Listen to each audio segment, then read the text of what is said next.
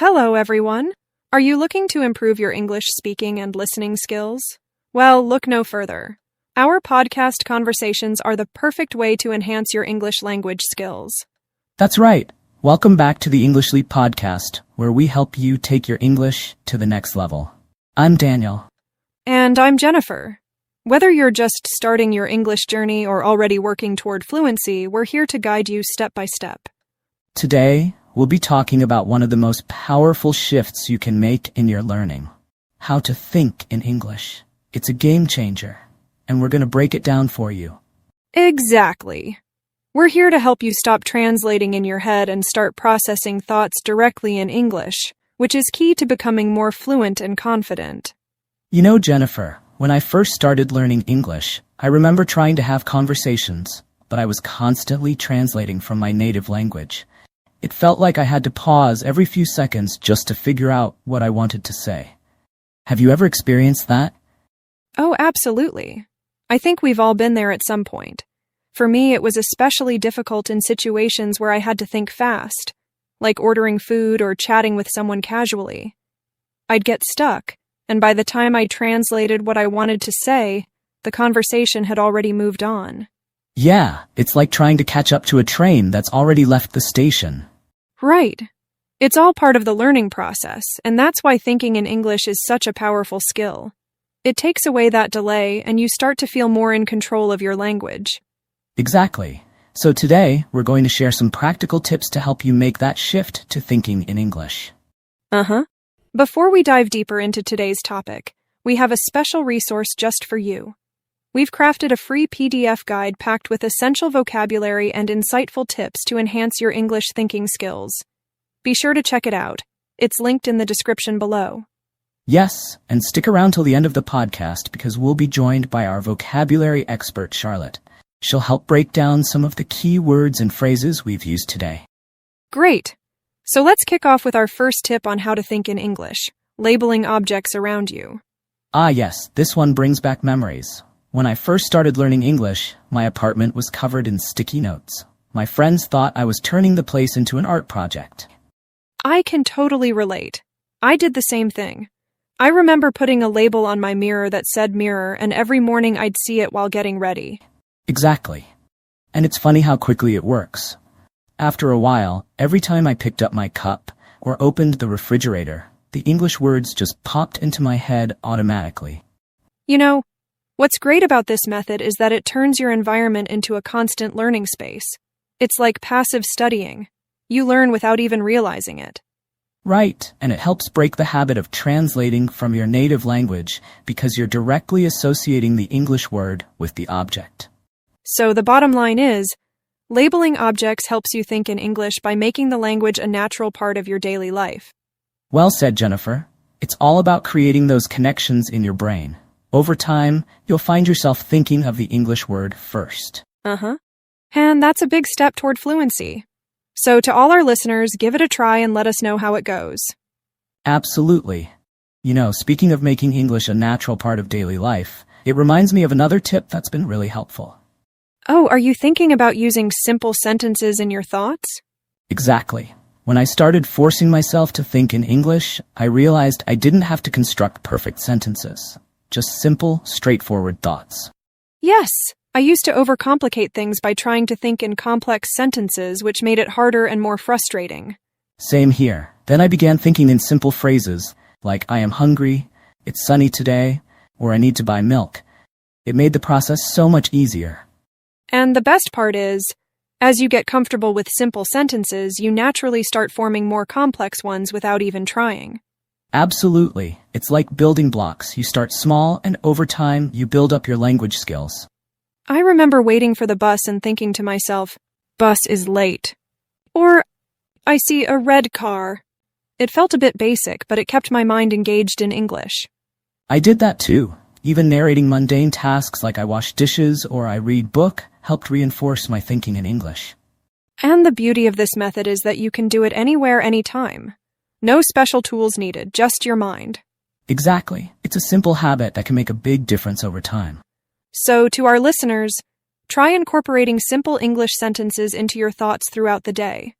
Don't worry about grammar or perfection. Just keep it simple. And remember, the goal is to train your brain to think directly in English, which will boost your fluency and confidence. We'd love to hear how this technique works for you. Share your experiences in the comments. Definitely. Now, building on that, another tip that really helped me was to talk to yourself in English. Oh yes, self-talk can be surprisingly effective. Did you ever catch yourself having full conversations alone? All the time. I remember cooking dinner and narrating every step. Now I chop the onions, I need to boil the water.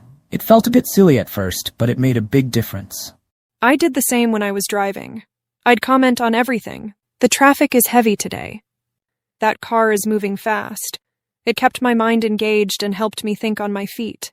Exactly. It's like giving yourself a constant practice session. Plus, since you're alone, there's no pressure or fear of making mistakes. And over time it becomes second nature. You start thinking in English without even trying. Right. And it's not just about narrating actions. Sometimes I'd even practice conversations I might have in the future. Oh, like rehearsing for a meeting or a social event? Yes, I'd imagine someone asking me questions and think about how I'd respond in English. That's a great strategy. It prepares you for real-life situations and boosts your confidence. For our listeners, don't worry if it feels awkward at first. The more you do it, the more natural it becomes. Absolutely.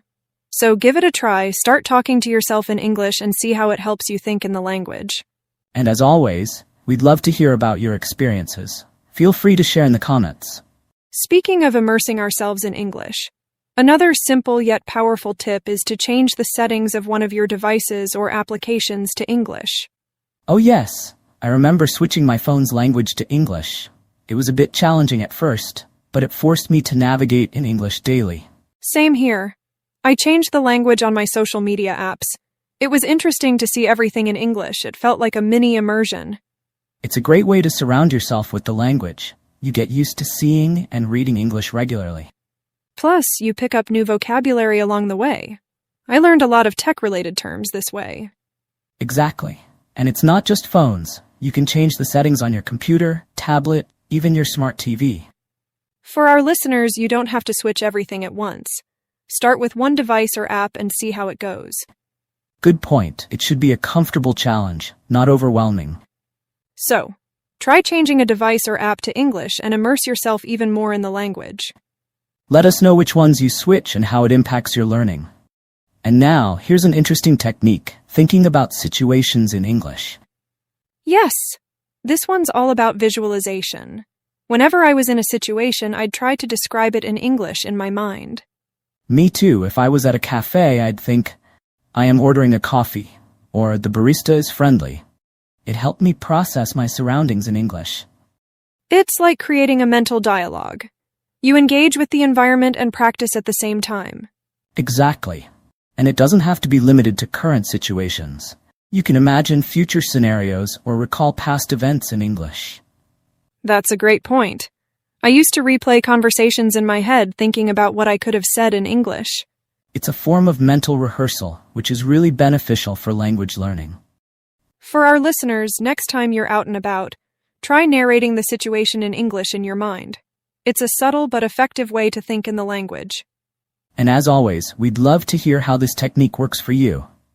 Another helpful tip is to track your activities in English. Yes, keeping a journal or a diary in English can be really impactful. I started writing down my daily tasks and reflections in English. It not only improved my writing skills but also reinforced thinking in English. Same here. I used a planner where I'd jot down appointments and to-do lists in English. It's a simple habit that integrates the language into your everyday life. And over time, you can look back and see your progress, which is really motivating. For our listeners, consider starting a small notebook or using a note-taking app to track your activities in English. It's a great way to practice and organize your life at the same time. And don't worry about making mistakes. The goal is to think and write in English, not to be perfect. Exactly. So give it a try and share your experiences with us. And now, last but not least, a tip that combines technology and language learning. Text in English. Yes. Whether it's messaging friends, posting on social media, or even setting reminders, doing it in English makes a big difference. I started texting a friend who was also learning English. We'd have whole conversations via text, which was less intimidating than speaking at first. That's a great idea. I joined some online groups where the communication was in English. It was a fun way to interact and practice. Plus, texting gives you time to think about your responses so you can construct sentences and look up words if needed. Exactly. And over time, you become more fluent and quicker in your responses.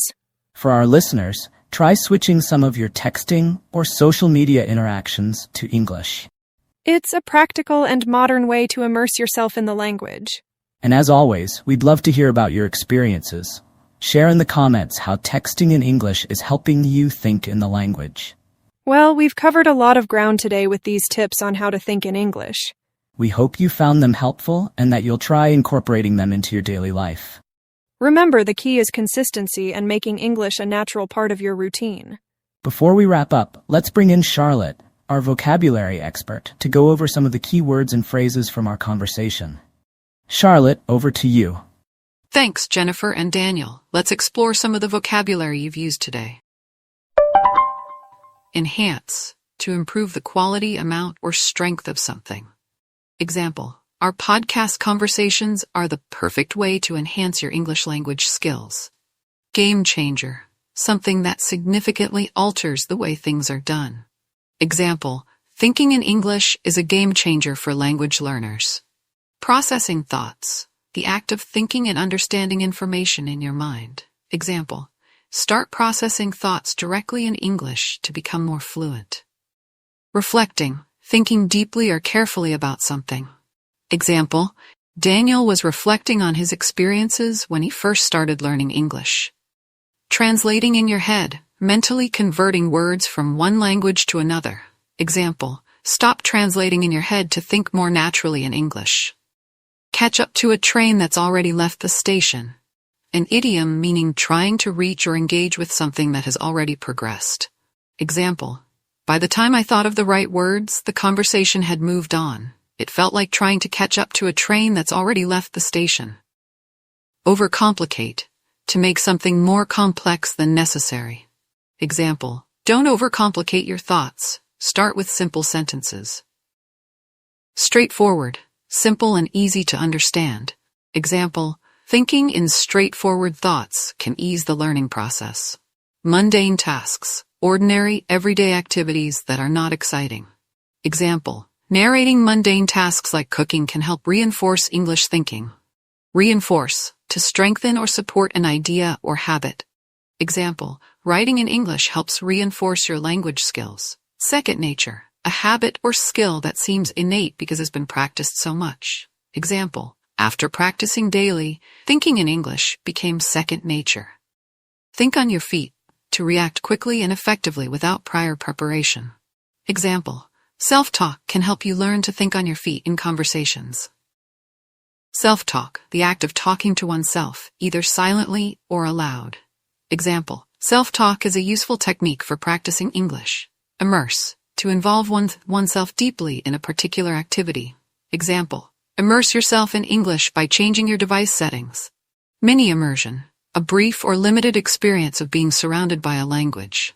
Example, switching apps to English creates a mini immersion environment. Navigate, to find your way around or through something. Example, changing your phone's language forces you to navigate in English. Visualization, forming mental images to understand or plan something. Example, visualization helps when thinking about situations in English. Mental rehearsal, practicing an activity in your mind before actually doing it. Example, she used mental rehearsal to prepare for English conversations. Subtle, not immediately obvious, nuanced. Example, thinking in English leads to subtle improvements over time. Impactful, having a significant effect or influence. Example, keeping a journal in English is an impactful way to learn.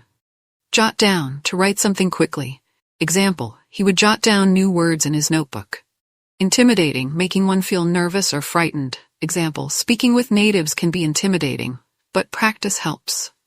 Fluency, the ability to speak or write a language easily and accurately. Example, these tips will help you achieve fluency in English. Consistency, the quality of always behaving in the same way. Example, consistency is key in making progress with language learning. Engaged, fully occupied, or involved. Example, self-talk keeps your mind engaged in English. Overwhelming, very intense, difficult to deal with.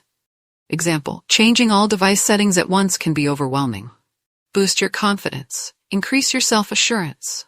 Example, thinking in English can boost your confidence in conversations. Rehearsing. Practicing something repeatedly to improve. Example, rehearsing conversations in your mind prepares you for real-life situations. Immerse yourself. To fully engage in an activity or environment. Example, immerse yourself in English to enhance learning. Practical, useful and sensible. Example, texting in English is a practical way to practice writing. Natural part of your routine, something you do regularly without effort. Example, make thinking in English a natural part of your routine. Insightful, showing a deep understanding. Example, their conversation provided insightful tips for learners. Special resource, a unique or valuable tool. Example, download the special resource they've prepared for more help. Boosts your confidence, increases your belief in your abilities. Example, practicing regularly boosts your confidence in speaking English. Stick around, to stay somewhere for a period of time. Example, stick around until the end for more valuable tips. Thank you so much, Charlotte. That was incredibly helpful. Yes, we really appreciate it. Expanding your vocabulary is such a crucial part of language learning. Well, that brings us to the end of today's podcast. We hope you've enjoyed our tips on how to think in English. Remember, we're all on this language learning journey together. So, keep practicing, stay positive, and don't hesitate to share your experiences and questions in the comments. And don't forget to download our free PDF guide. It's a great resource to support your learning. Thanks for joining us today. Until next time, happy learning. Goodbye, everyone. Your progress doesn't end here. To continue advancing your English skills, click on the next video or explore the additional videos we've thoughtfully selected for you.